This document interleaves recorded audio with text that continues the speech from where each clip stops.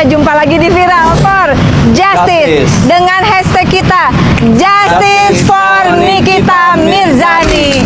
Nah, Indonesia, aku perjalanan menuju Komisi Yudisial untuk mendampingi kuasa hukum dan keluarga dari Nikita Mirzani. Aku menilai ini hasil konstruksi sementaraku, ada anomali kejanggalan proses peradilan yang cukup langka. Bagaimana kemudian di pengadilan tinggi itu ada hal fundamental perubahan yang kemudian ini dikukuhkan oleh Mahkamah Agung dengan putusan Mahkamah Agung.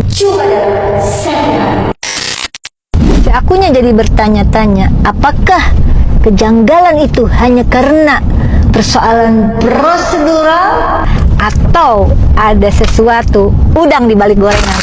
Jadi ada beberapa catatan hasil analisis sementara aku terhadap putusan dari persidangan Nikita Mirzani. Pertama adalah soal proses pengambilan putusan di Pengadilan Tinggi DKI Jakarta. Aku merasa perlu didalami adalah perubahan fundamental dari pengadilan negeri ke pengadilan tinggi tanpa indikasinya, tanpa fakta baru. Dan aku bertanya-tanya, apakah majelis di pengadilan tinggi melakukan pemeriksaan ulang yang memadai dan apakah ada indikasi konflik kepentingan atau tekanan eksternal. Ini penting untuk terus diusut.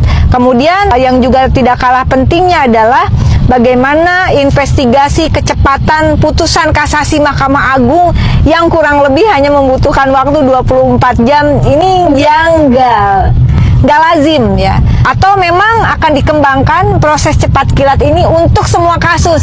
Rekomendasi yang kedua adalah investigasi kecepatan putusan kasasi Mahkamah Agung. Ini cepet banget, kurang lebih 24 jam itu keluar putusan kasasi.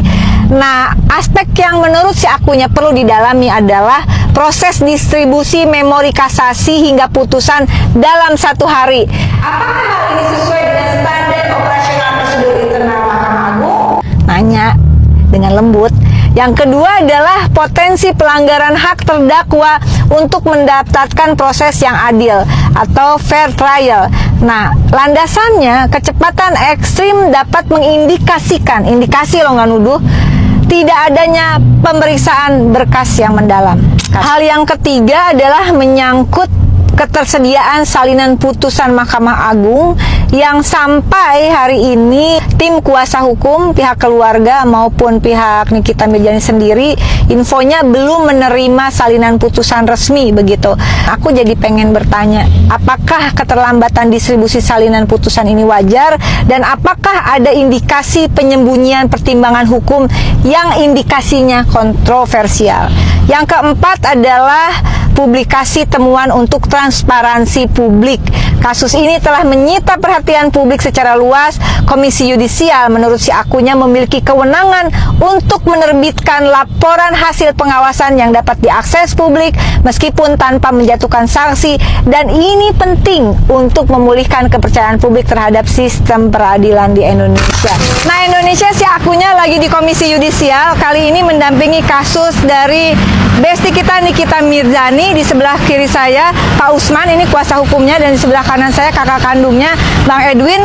Kita akan memberikan laporan tidak untuk mengintervensi proses hukum karena memang sudah putus. Kita akan berkomunikasi dengan pihak Komisi Yudisial yang memiliki wewenang untuk mengawasi etika perilaku para hakim, dari hakim pengadilan negeri, pengadilan tinggi sampai Mahkamah Agung.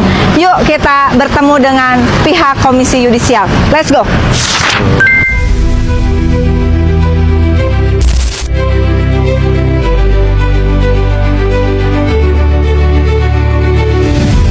Perkaranya segini Pak, sangat tidak logis diputus dalam waktu 1 hari. Harapan saya adalah keadilan itu bisa ditegakkan seadil adilnya. Kalau memang salah, jelaskan tentang kesalahannya. Dan kami analisis bahwa memang bukan pelanggaran kode etik yang Bapak sampaikan tadi tidak menurut dari analisis tim kami. Ada indikasi kejanggalan yang cukup serius. Putusannya cepat, tapi pemberitahuan resminya sampai sekarang belum ada. Nah, Indonesia udah menyaksikan tadi bagaimana kita berkomunikasi dengan Komisi Yudisial yang luar biasa memberikan responnya selalu seperti itu. Jadi jangan khawatir, asal isi formulir dengan benar, dan ini pengaduan dari kuasa hukum Ibu Nikita Mirzani, Pak Usman SH sebagai kuasa hukumnya sudah diterima dengan nomor 0528-5 Romawi 2026-P. Dan sekali lagi, Indonesia adalah negara hukum, tapi hukum itu bisa tegak kalau kita perjuangkan bersama. Terus bersuara Indonesia, never give up. Kita berjuang, sekali lagi hashtag kita Justice for Nikita Mirzani. Salam sopan Indonesia. Mwah.